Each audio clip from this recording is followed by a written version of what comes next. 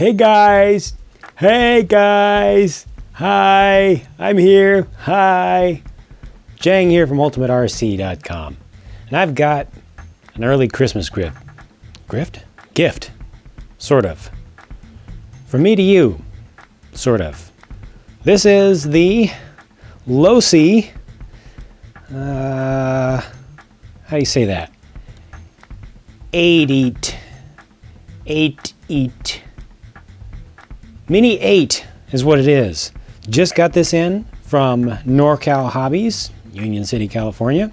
Costs about 250 bucks. Ready to run with 2.4 gigahertz and a brushless system pre-installed. This is essentially a miniature-sized version of the Losi 8e buggy. So I'm going to go ahead and just open up the box for the very first time. It's still factory sealed, and give you guys a quick look at what's inside. You know how sometimes when you're unboxing some sort of product, it seems like the manufacturer specifically designed it for you to not be able to get the product out of the box. That wasn't the case with this. It was very easy to get this out. I was very delighted at the package design. All you need to have is a nice strong knife or a box cutter or something like that to get through some thick zip ties. Other than that, it's just everything is just a pleasure to get open, which is good because it kind of starts the feeling of experiencing the new product on a good note, you know? So here's everything that comes in the box, minus the nice packaging. Mini-8, it's a 1/14 scale electric buggy. Comes with a nickel metal battery pack, 6-cell, little mini size. This is the standard size that's been used in things like the mini slider. Also, I believe the associated RC18 series has used this exact same style with the 2/3 A batteries side by side. And they've got their EC2 connector. It's a smaller version of the e-flite EC3 connector, proprietary to Horizon. They're trying to get you to buy more of their stuff. And they do give you a charger, a wall charger, that has that same connector on it. I'm gonna put that aside for right now because I'm not so interested in that. They give you 3 dots, 3 black dots. These are for making your own little impromptu makeshift course to drive around. Not so interested in those at all. That leaves me with just the good stuff. They do give you 4 AA batteries for your controller, and it's a DSM compatible controller, very basic one that they give you with no LCD readout or anything. It's just their basic ready to run version, but it is 2.4 gigahertz, and you can upgrade and bind the receiver to one of their better controllers. Skipping ahead, we've got AA's in there. It does only use 4 AA's, you don't need 8 like some older controllers. Taking a closer look at just the buggy by itself. They actually did a pretty nice, pretty good job of replicating the look and the design of the full-sized 1/8 scale Losi 8e here. And I will show you later on a comparison of size between this and an actual 8th scale buggy. I don't have a Losi, but I have another one just for sake of comparison. And thanks to the magic of video editing, I'll just splice this in right here. Why make you wait? This is a associated RC8E. It's the only 8th scale buggy that I have complete right now. And here is the Losi Mini-8. So you can see tremendous difference in size. I'm used to kind of comparing 1/10 scales to 1/8 scales. The Mini-8 is already much smaller than a 1/10 scale racing buggy, 4-wheel drive or 2-wheel drive. And you compare it to a full-on 8th scale, and the difference in size is tremendous. This thing, it's not something that's so small that you're going to run inside of a house, you know, unless you have a huge house, but it is small enough to run on some smaller indoor tracks. Since this did come out in time for the winter time for 2011, I'm sure there will be places that'll sprout up racing classes for these on smaller indoor tracks, either carpet. I've already seen some video of it racing on carpet, but also also on dirt. That smaller form factor is just perfect, you know? And now back to our regularly scheduled programming. Threaded body shocks all the way around.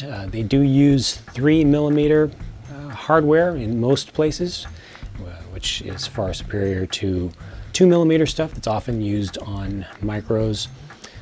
Nice soft suspension setup with good progressiveness to the shock's stock. The front and rear shock towers are actually made of aluminum. It's not a great quality aluminum, but they are metal. I have heard already that these have a tendency to bend, but I'll look into that when I get to actually doing the review video. The chassis itself is also aluminum. You can see it uses all hex head screws. Taking a peek under the shell, here's what you can see. It's a shaft drive setup. The motor is towards the rear. Got a whole other side just for the battery to fit in. You can see it's the motor mesh or gear mesh is set with just a couple of screws. You can actually slide the mount back and forth. This speed control is pretty nice for an RTR. This will accept LiPo packs. It has a LiPo cutoff mode, not only 2S, but also 3S. And this whole setup is actually rated to be run on a 3S pack, which is very nice because it allows you to go faster without paying a lot of money. You just get a nice, cheap upgrade LiPo pack that'll fit in this size, and you can go significantly faster. Pretty much just a very straightforward chassis layout overall. They do have an exposed set of gears back here. That may be something that some folks will be concerned about, getting some dust in there if you're running in really, really loose conditions. Maybe in the future there will be some upgrade set available, possibly aftermarket, to cover that up. But you know, 8th scale buggies are used to having the open gears. And the body is molded around there halfway decently. There's some opening towards the rear, but most of the direct spray from the tires should be able to be deflected away. They do use dog bones all the way around, but they are in there pretty deep. They don't have a lot of rotational lash to them. They slide back and forth, but they're pretty firm as far as what actually counts, so they're not going to be moving back and forth a lot, and there's no chance of them popping out. Fairly thick shafts that they do use. You can see the front end set up a little bit better. Nice beefy turnbuckles all the way around, so it's fully adjustable out of the box. You do have a couple of different settings for upper shock mounts as well as lower, both front and rear. These toe blocks will be able to be changed, so you can adjust the handling characteristics of your vehicle by changing the toe. Camber caster, of course, is handled by the turnbuckles. The motor is Losi's Accelerant 4500 kV, sensorless, brushless motor. And it's paired up to actually not just a direct drive spur gear, but there's actually a slipper clutch set up in there to help save your drivetrain a little bit, especially if you upgrade your power. Now there is a full-sized, this is the SR300, the most basic low-end receiver from the Spectrum Surface line, full size. So if you do want to change this out for some reason, you can fit in most receivers in that space. It's not really cramped. Don't like what they did here with just sticking the antenna kind of under the motor, because if that comes up, it has a chance of just going right into the gear mesh. So I do recommend that you at least tape this down just to make sure that it's not going to go someplace that it really should not go, or kind of route it forward a little bit. Just try to do something to keep it as much away from wires, and more importantly, keep it away from moving parts, especially from the drivetrain. Speaking of moving parts, very important moving part is the wheel and tire set. And these are proprietary and new.